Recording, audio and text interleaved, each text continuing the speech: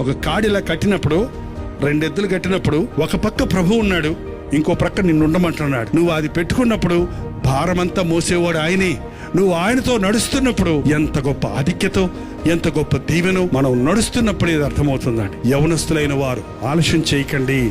ఈ రోజే మీ జీవితాన్ని ప్రభువుకి అప్పగించండి. ఇప్పటికే మీరు మీ సొంత మార్గాల్లో వెళ్ళి చిక్కుల్లో పడి, ఇబ్బందుల్లో పడి, వ్యాధులు తెచ్చుకొని బాధల్లో ఉన్నారేమో. ఇప్పుడైనా యేసయ్యా నిన్ను వెంబడిస్తాను అని ఆయనకు సమర్పించుకోండి. ఒక అద్భుతం మీ జీవితంలో జరుగుతుంది. ప్రభువును వెంబడిస్తున్నప్పుడు మీకు ఉన్నటువంటి చిక్కులు, వ్యాధులు, బాధలు, సమస్యలు అన్నీ కూడా పటాపంచలైపోతాయండి. నువ్వు నడిచే మార్గాన్ని ఆయన సరళం చేస్తాడు. నువ్వు ఇప్పుడు ఎటు పోదామన్నా ఏది తెమలటం లేదు, ఏది కుదరటం లేదు, ఏం చేయలేకపోతున్నావు, ఏం సాధించలేకపోతున్నావు, ఏంటంటో అనుకుంటున్నావు కానీ బ్రతుకులో ఏది చేయలేకపోతున్నావు.